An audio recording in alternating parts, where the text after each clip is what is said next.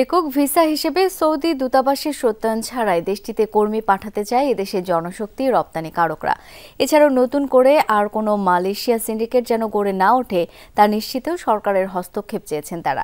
সকালে রাজধানীতে স্কার্টনে প্রবাসী কল্যাণ ভবনের সামনে এক মানববন্ধনে এসব দাবি জানান Bangladesh association of international recruiting agency BAIRA সাধারণ সদস্যরা। মানববন্ধন থেকে বিএমইটি জটিলতা নিরসন সহ বিমান ভাড়া কমানোর দাবি জানানো হয়। সৌদি আরবের ২৪টি পর্যন্ত ভিসাকে একক হিসেবে দূতাবাসের সত্যায়ন ছাড়াই বহির্গমন ছাড়পত্র প্রদান করা সহ ৯ দফা দাবি জানিয়েছে Bangladesh association of international recruiting agency BAIRA সাধারণ সদস্যরা। মানববন্ধনে নেতারা বলেন, জনশক্তি রপ্তানি ব্যবসা বাংলাদেশের প্রধান চালিকা শক্তি হিসেবে বিবেচিত। দেশের বৈদেশিক মুদ্রার সবচেয়ে বড় যোগান আসে এই খাত থেকে। অথচ এই খাতের জনশক্তি রপ্তানির বিষয়টাকে অন্য দেশ প্রতিনিয়ত সহজ করলেও এদেশের মন্ত্রণালয়, বিএমইটি ও দূতাবাস সেটা কঠিন করছে।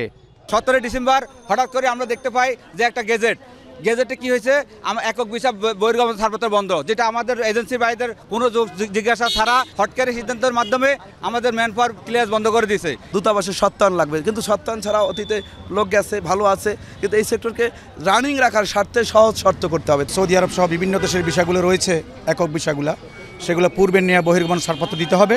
মালয়েশিয়ায় কর্মী পাঠানোর সিন্ডিকেট প্রথা বাতিল করার দাবি জানায় নেতারা। বলেন, মানব পাচার আইনের অপপ্রয়োগ বন্ধ করতে হবে।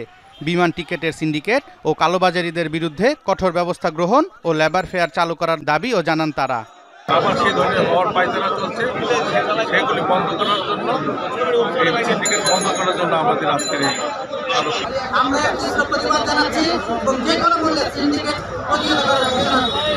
মানববন্ধন শেষে বাইরার নেতারা প্রবাসী কল্যাণ ও বৈদেশিক কর্মসংস্থান মন্ত্রণালয়ের উপদেষ্টা বরাবর স্মারকলিপি দেন। সোবহান চৌধুরী, যমুনা নিউজ, ঢাকা।